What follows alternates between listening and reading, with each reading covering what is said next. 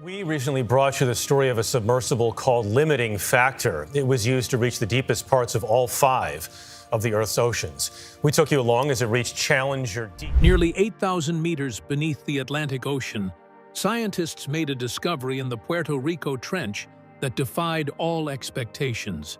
Why do we need to go to the depths of the ocean in this way? Well, the oceans constitute 70% of our planet, and of those oceans, 80% are still unexplored. So half of the world is still completely unexplored. What they uncovered doesn't just challenge scientific theories, it completely upends our understanding of the planet. This isn't some fictional tale, it's a real and groundbreaking revelation.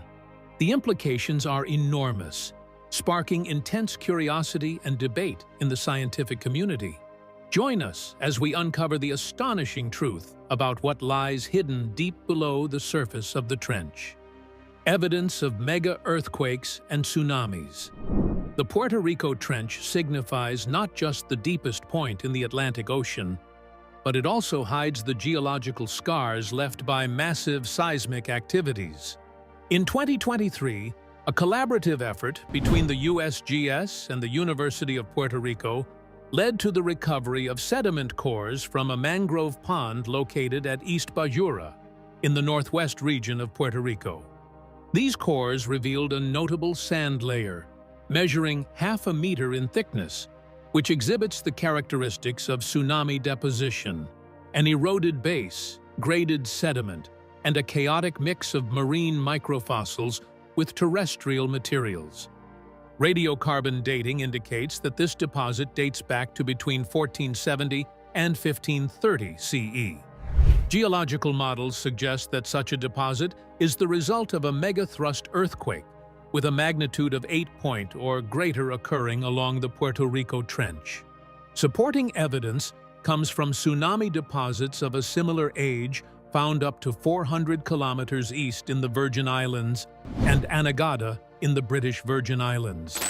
In these areas, fields of coral-clast and mollusk boulders stretch over a kilometer inland, far exceeding the reach of hurricanes, and are primarily dated to between 1200 and 1480. Modeling indicates that a rupture length of 300 to 400 kilometers and magnitudes ranging from 8 to 9 would be necessary to create such significant overwash.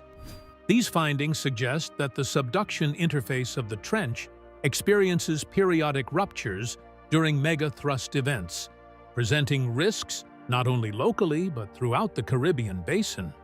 Multibeam bathymetry, conducted north of Puerto Rico, has uncovered a multitude of retrogressive slope failures along the steep edge of the carbonate platform.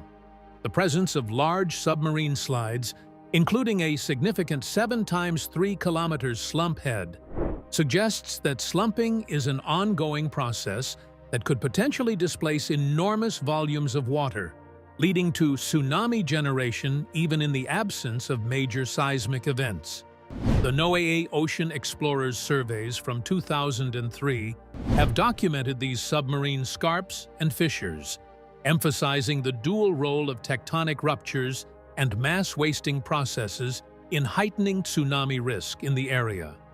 Paleoseismic investigations utilizing sediment cores, CT imaging, and X-ray fluorescence have enhanced the understanding of the timeline of these occurrences. Detailed analyses of grain size distributions and microfossil assemblages found in coastal ponds north of Puerto Rico have revealed several sand layers that correspond to distinct tsunami events. The unique mineral signatures and basal scour surfaces of each layer serve to differentiate tsunami deposits from typical storm overwash, highlighting the trench's history of infrequent yet catastrophic megathrust earthquakes. The seismic and tsunami potential of the trench is crucial for hazard evaluation. Simulations of earthquakes that include the event from 1470 to 1530 CE indicate that tsunami waves might traverse the Atlantic, affecting remote coastlines.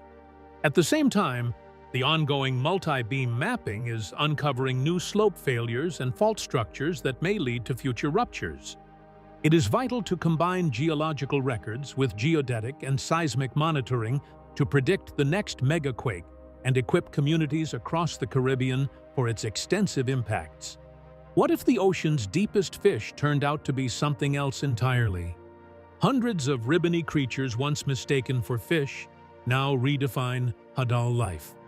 That leads us to the next, holothurians, sea cucumbers.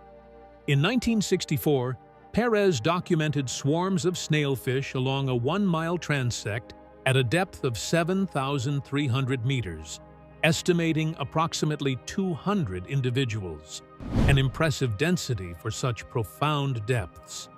No specimens were gathered, leading to the assumption for decades that these were Liparidae. However, when Victor Vescovo's DSV limiting factor returned in 2019, the cameras did not capture any snailfish.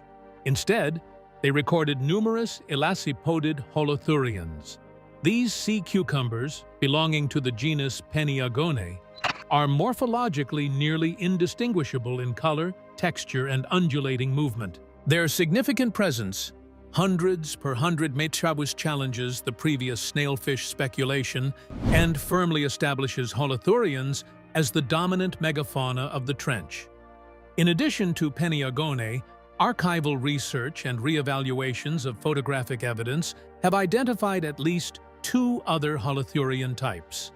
Heather Stewart highlights 3 distinct morphotypes: a Synalactidae species, potentially Pseudostichopus or Mesothuria, observed around 25 times, measuring approximately 10 to 12 centimeters in length; a flatter, ribbon-shaped holothurian of similar dimensions, seen only a handful of times; 2 very long cylindrical specimens approximately 30 centimeters in length and 4 centimeters in diameter, gray in color, which leave deep sediment trails, tentatively classified under the genus Myriotrachus. These deposit feeders move slowly over the abyssal mud, utilizing their tube feet and tentacles to gather organic detritus. At a depth of 7,300 meters, biologists observed mounds measuring up to 40 centimeters in width and 25 centimeters in height, likely serving as feeding stations or burrow entrances for holothurians. The presence of spiral trails and sediment reworking highlights their ecological function, breaking down particulate matter and cycling nutrients in an environment where food is only occasionally supplied by surface productivity. The taxonomic resolution is still inadequate. No specimens from the trench floor have been formally collected for museum documentation. Consequently, all identifications are based on in situ morphology. Nevertheless, the remarkable density of Peniagone sperms, which reflects the original snailfish counts, emphasizes the trench's surprising benthic biomass.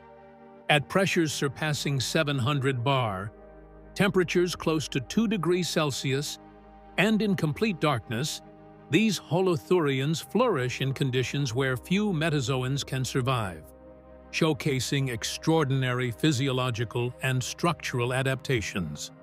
Gravity anomaly and mega-thrust quakes. The Puerto Rico Trench stands as the deepest point in the Atlantic Ocean and is also home to the most significant negative free air gravity anomaly on the planet, measuring 380 million gallons of water. This anomaly is situated approximately 50 kilometers south of the trench axis at a depth of around 7,950 meters. The notable gravity low is indicative of an active downward force from the subducting North American slab, which bends and descends beneath the Caribbean plate. The oblique convergence, occurring at an angle of 10 to 20 degrees to the trench axis, results in both subduction and left lateral strike-slip motion.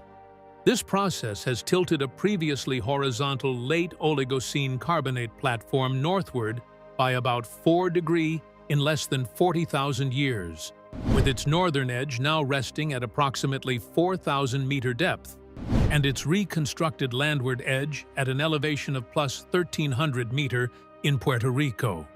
Seismic and gravimetric analyses suggest a probable tear in the descending slab near the longitude of 64.5 west. This inference is supported by clusters of small magnitude earthquakes and significant variations in gravity and bathymetry along the strike.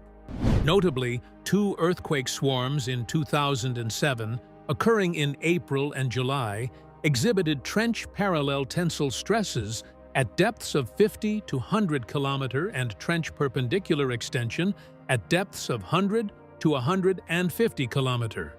These observations align with slab tear models that delineate distinct stress regimes, potentially driving ongoing slab segmentation in the northeastern Caribbean. In addition to the profound processes occurring deep within the Earth, the seismotectonic activity of the trench has led to the occurrence of extraordinarily large earthquakes. Peters to the east in the Virgin Islands and Anegada suggest a rupture length of 300 to 4 kilometers and magnitudes reaching approximately 9, highlighting the trench's potential for generating tsunamis across vast basins. Adding to the tsunami risk, multi-beam mapping and ROV surveys have revealed extensive scars from submarine slides and collapse features along the steep carbonate scarp to the north of Puerto Rico.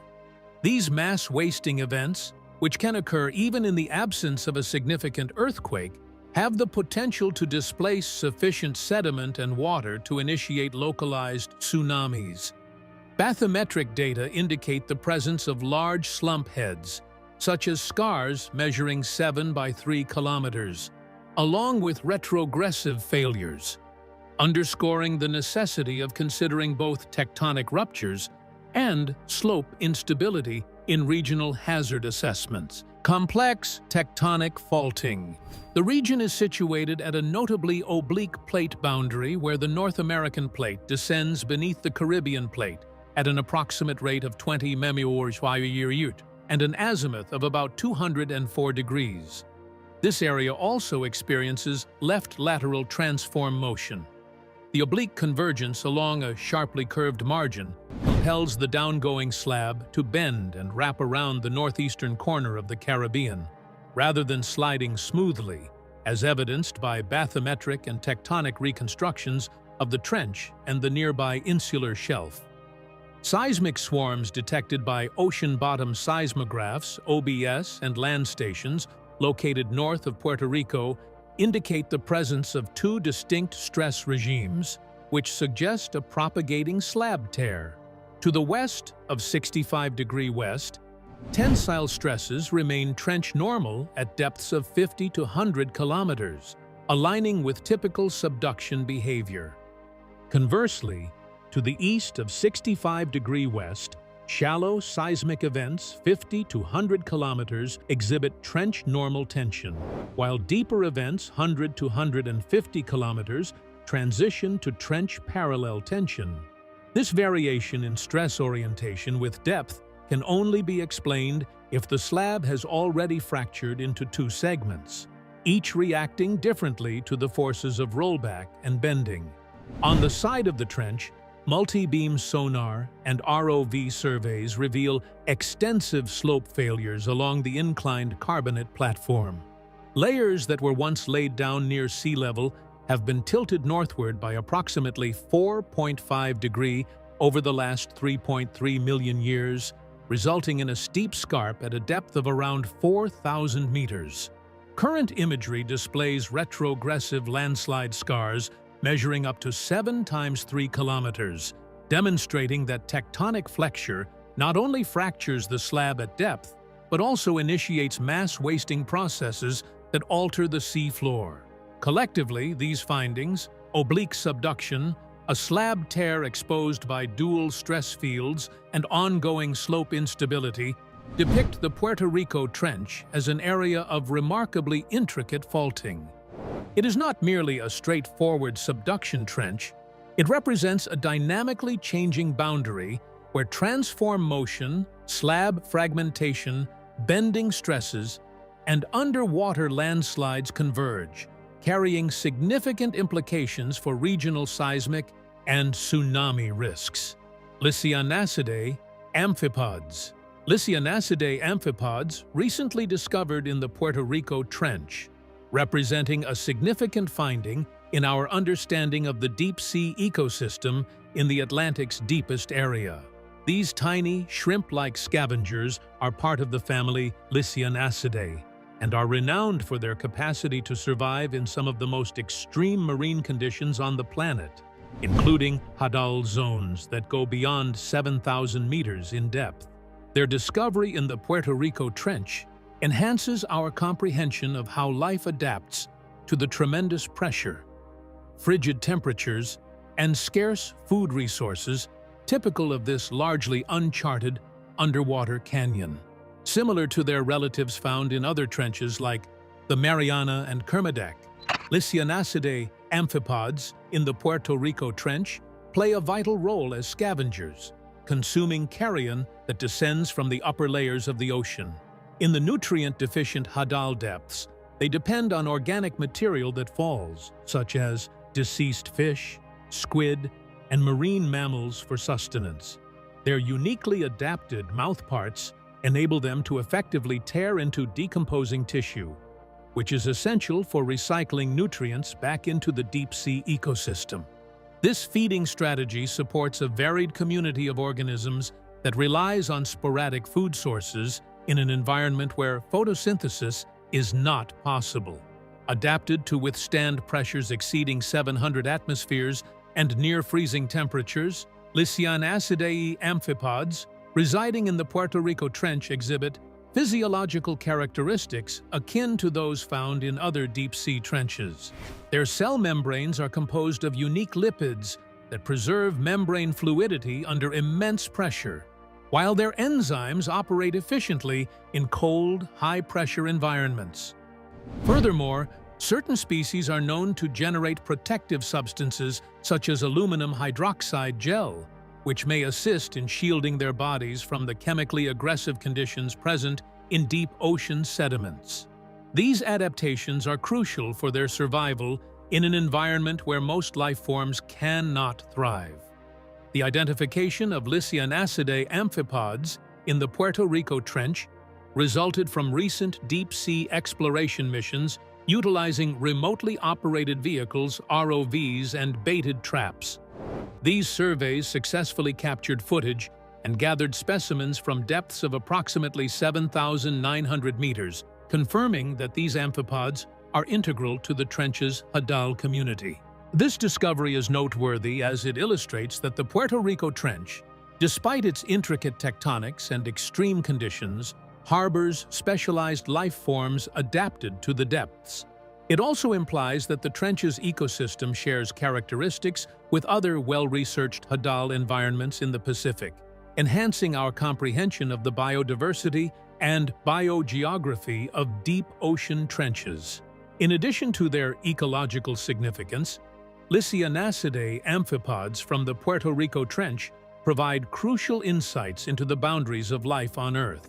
Investigating their biology enables scientists to understand how life persists under extreme pressure and darkness, as well as how organic matter cycles in one of the planet's most isolated habitats.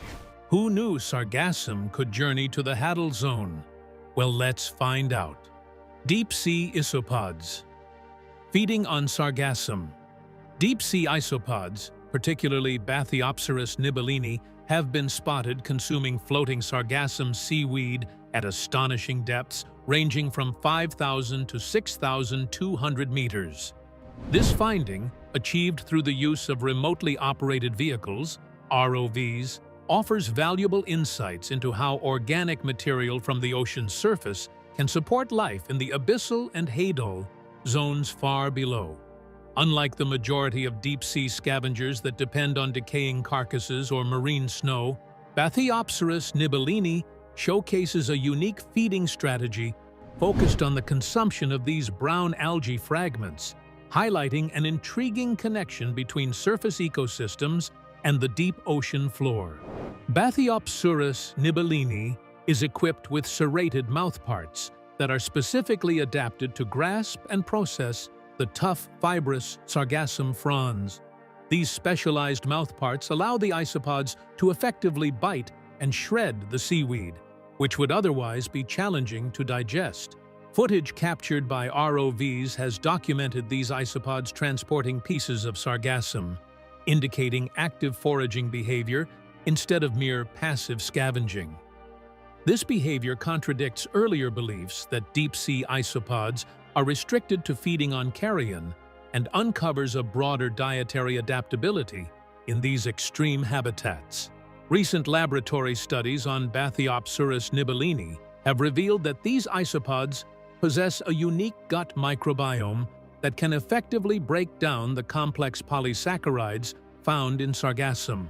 The microbial communities within them generate enzymes that dismantle algal cell walls, enabling the isopods to absorb nutrients from materials that are typically challenging for most deep-sea creatures to process.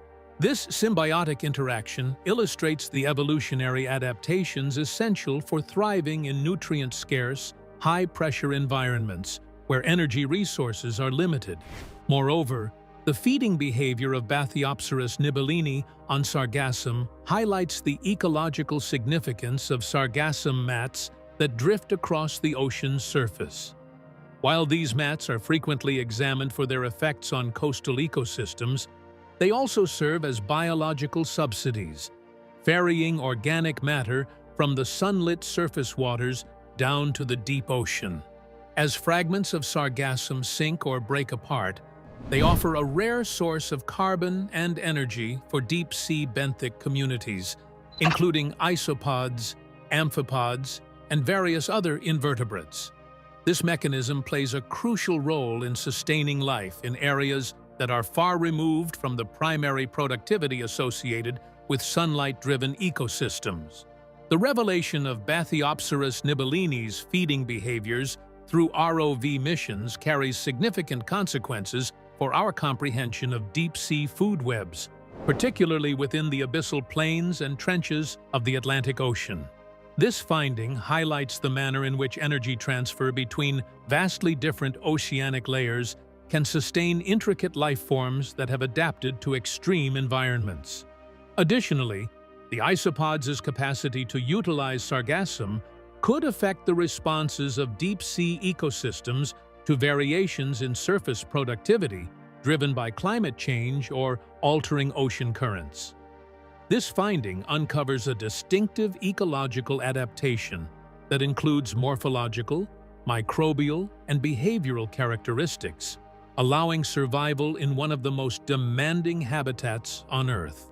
Not only does this discovery enhance our comprehension of deep ocean biodiversity, but it also highlights the connection between ocean surface and deep environments via the movement of organic matter like sargassum. In darkness and cold, there are vents that glow with biological activity, unlike any other. Hydrothermal vents.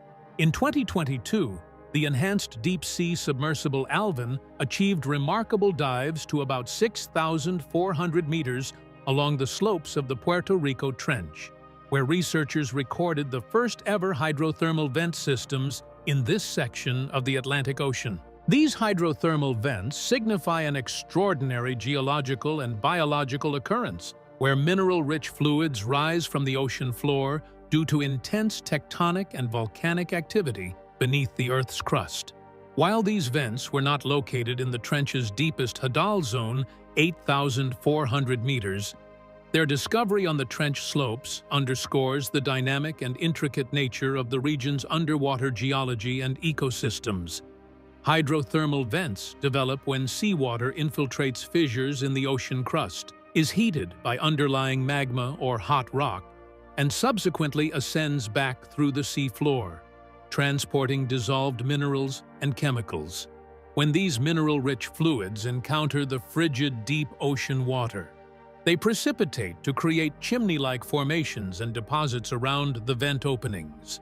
The vents identified at a depth of 6,400 meters in the Puerto Rico Trench area release hot, chemically abundant fluids that sustain unique biological communities not found anywhere else on the planet. One of the most fascinating features of hydrothermal vent ecosystems is their dependence on chemosynthesis instead of photosynthesis. In the dark depths where sunlight is absent, vent microbes utilize chemicals like hydrogen sulfide, methane, and metal ions from the vent fluids to create organic matter. This chemosynthetic mechanism establishes the foundation of a complex food web that sustains a variety of organisms, including specialized bacteria, tube worms, crustaceans, mollusks, and other invertebrates. The identification of these vent systems on the slopes of the Puerto Rico Trench thus paves the way for new research into life's ability to adapt to extreme environmental conditions, broadening the known habitats of vent communities beyond the extensively studied sites in the Pacific Ocean. Geologically, the existence of hydrothermal vents along the trench slopes is associated with the region's active tectonic activity.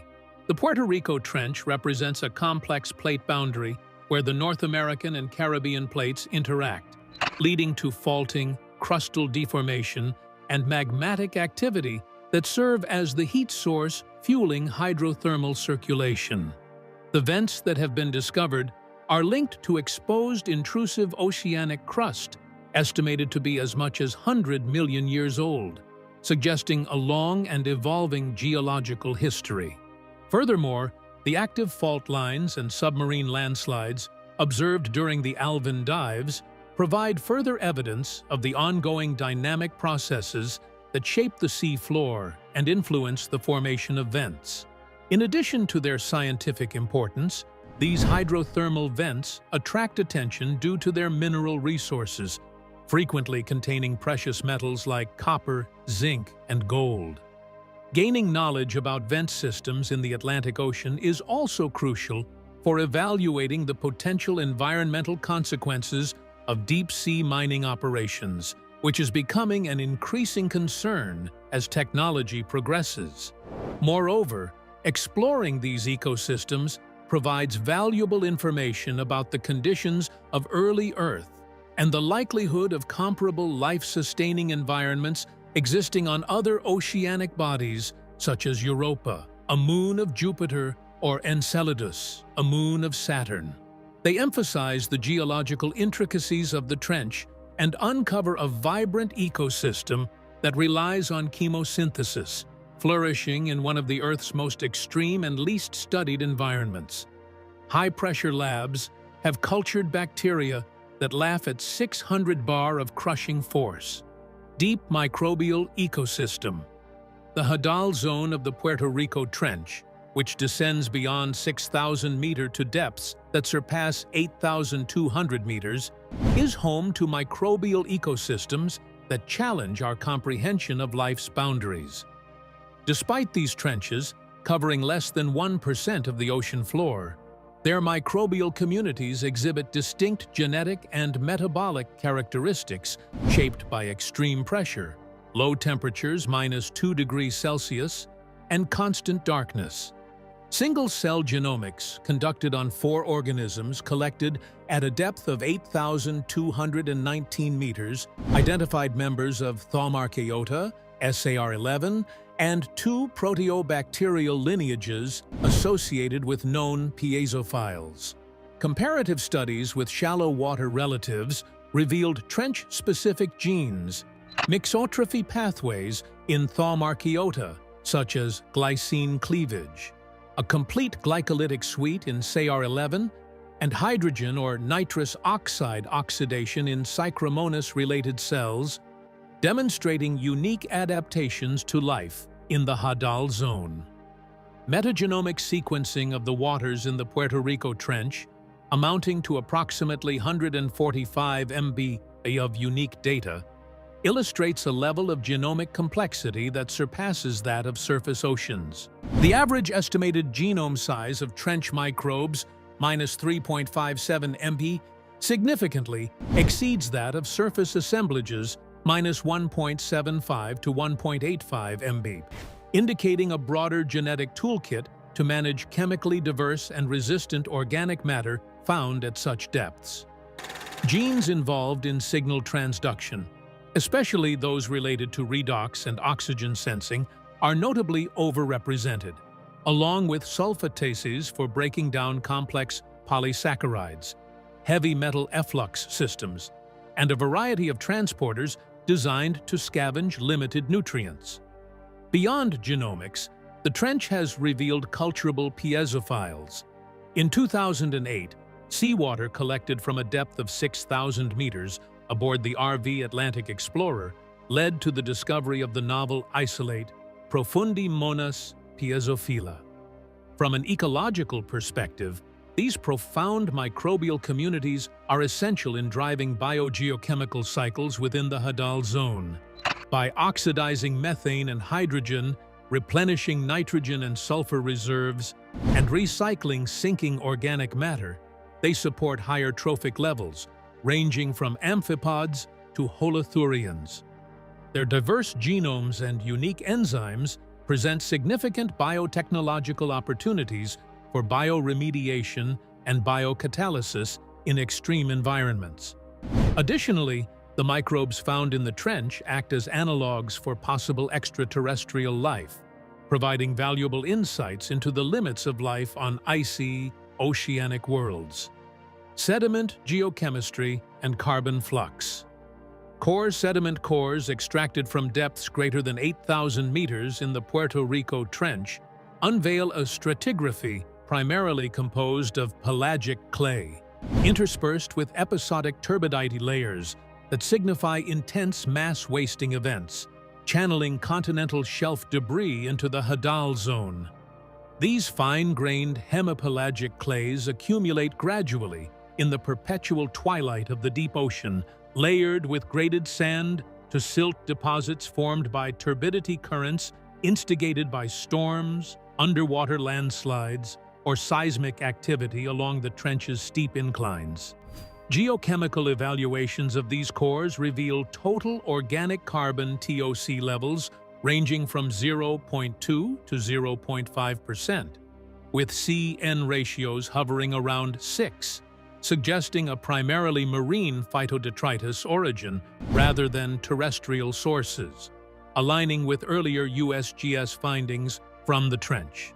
Despite an overall carbon flux below 1, one of the lowest in the global ocean, these intermittent turbidity occurrences serve as effective transporters, channeling reactive, labile organic matter straight into the Hadal environment before it can be oxidized in midwater or sequestered on the continental slope. Once buried beneath subsequent clay layers, this fresher carbon becomes accessible for microbial mineralization through sulfate reduction, denitrification, and fermentation. Maintaining unexpectedly high rates of benthic oxygen consumption akin to those found in much shallower, more productive ecosystems. The thickness and frequency of turbidite beds influence how effectively organic carbon is buried. Thicker, coarser layers shield trapped detritus from oxygen-driven degradation, facilitating deeper burial and subsequent use by subsurface microbes in areas of sulfate, methane transition, and methanogenesis. At the same time, the pelagic clay in between, lacking fresh organic matter, serves as a barrier, restricting upward diffusion and maintaining pockets of labile carbon. This alternating sedimentation pattern also leaves its mark on the genetic makeup of trench microbial communities. Metagenomic analyses of over 8,200 meters of water samples show a significant abundance of sulfatase genes, enzymes that break down polysaccharides, and pathways for alternative electron acceptance such as nitrous oxide and hydrogen oxidation, which are adaptations believed to enhance the use of the sporadically delivered organic materials. Essentially, the Puerto Rico Trench functions like a V-shaped funnel. Its structure and tectonically induced mass wasting introduce fresh carbon to Hadal depths, where layers of pelagic clay then isolate and preserve it, resulting in a mosaic of reactive substrates that supports a complex, detritus-driven food web. Although the average carbon flux is low, the increased burial efficiency provided by turbidites and the trench's distinctive topography amplify the effects of each input event, creating hotspots of microbial activity and sustaining the trench's renowned alien-like fauna. Aged North Atlantic deep water carries a trace of Antarctic influence into the trench. Bottom water properties. The Hadal waters of the Puerto Rico Trench, sampled directly from depths approaching 8,300 meters, display physical and chemical traits that not only reflect their origins in North Atlantic deep water NADW, but also highlight the distinct alterations brought about by Hadal isolation. In 2022, the University of Puerto Rico conducted free vehicle deployments, fitted with high-precision CTD profilers capable of reaching depths of 9,000 meters, which recorded a nearly stable temperature of 2.7 degrees Celsius at the trench floor. This temperature is significantly warmer than the sub-zero bottom waters found in Pacific trenches. Yet it aligns with the characteristics of NADW that has aged and mixed during its journey from deep water formation sites. At the same time, salinity readings remained around 34.6 PSU, which is consistent with the salinities typical of NADW, 34.0 PSU diluted by a minor fraction, approximately 18% of Antarctic bottom water AABW. This mixing ratio has been inferred from radiocarbon and tracer studies carried out by the Deep Autonomous Profiler, DAP, during sea trials to depths of 8,377 meters. The properties of these bottom waters position the trench waters just outside the pure NADW range on temperature salinity diagrams, indicating slight influences from AABW while still retaining the core signature of aged Atlantic deep water. One of the most notable aspects is the remarkably low concentration of dissolved oxygen, which is recorded at around 4 in analyses of benthic chambers and water samples. This figure ranks among the lowest documented worldwide outside of permanently stratified basins, significantly influencing the microbial ecology of the trench by limiting aerobic respiration to the upper millimeters of sediment and promoting the presence of facultative anaerobes and microaerophiles in pore waters. The depletion of oxygen is attributed to a combination of slow bottom water renewal, estimated turnover times of approximately 300 years, and relatively high benthic oxygen consumption driven by sporadic organic pulses delivered by sediment. In situ, incubations within benthic chambers in similar Hadal environments have reported oxygen consumption rates reaching up to 600, suggesting that despite the low average oxygen levels, benthic communities are actively respiring and recycling organic carbon. Furthermore, the interaction of temperature, salinity, and oxygen plays a crucial role in the density stratification that separates trench waters from the deeper waters above.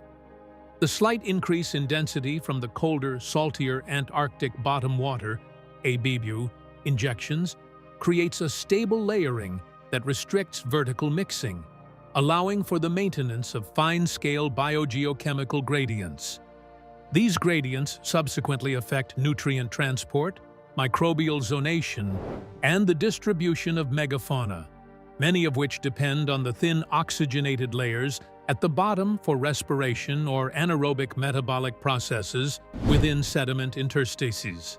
Notably, the nearly constant temperature of 2.7 degrees Celsius establishes metabolic baselines for enzymes adapted to Hadal conditions, while the stable salinity maintains osmotic balance for piezophiles that are sensitive to variations in ionic strength. If you enjoyed this video, like and subscribe, and also click the next video shown on your screen.